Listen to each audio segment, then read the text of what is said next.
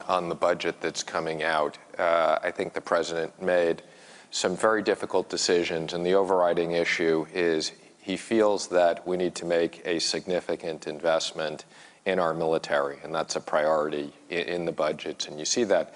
I think also it is important that we get to a balanced budget within the 10-year period of time, as you've outlined.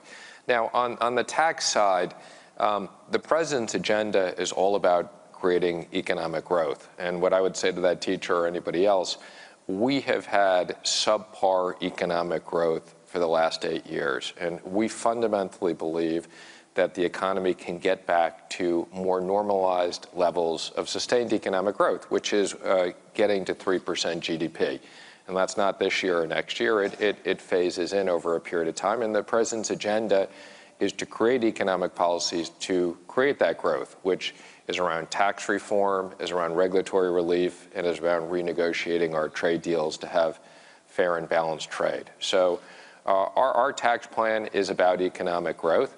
On the personal side, we are cutting the top tax rate in return for eliminating almost all deductions. Right, but let me just give you the results of the distributional table. Tax Foundation, a conservative group, last year, after the president, during the campaign, revised his tax plan. And they say that the people in the 40 to 60% income bracket would gain 1.3% in after-tax income from the president's plan. People in the 60 to 80% bracket would gain 1.9% from the president's plan.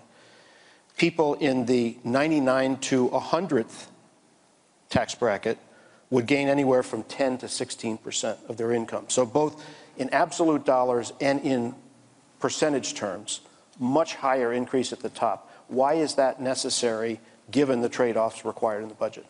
Well, let me just comment that I think you're looking at the campaign plan. You're not looking at our current plan. I was actually with the head of the Tax Foundation yesterday, and they haven't scored the plan yet because they don't have all the details. Well, right, but the outline you guys have put out so far resembles reasonably well the 2016. Not really. I mean, the Tax Foundation and others, and I've said this, when we come out with all the details of the plan, we're working very closely with the House and Senate, and when we come out with the details of the plan, it will be scored and the distributions will be reviewed.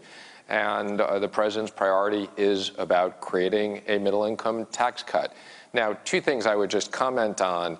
You know, you mentioned the estate tax and you mentioned capital gains tax. I mean, the capital gains tax is being eliminated as part of the health care reform. So that's not really part of doesn't have taxes. It doesn't have to be, but I think most people feel that the tax on capital gains is perhaps the most inefficient tax. Capital gains are what increase investment in this country. Hey there, thanks for checking out CNBC on YouTube. Be sure to subscribe to stay up to date on all of the day's biggest stories. You can also click on any of the videos around me to watch the latest from CNBC. Thanks for watching.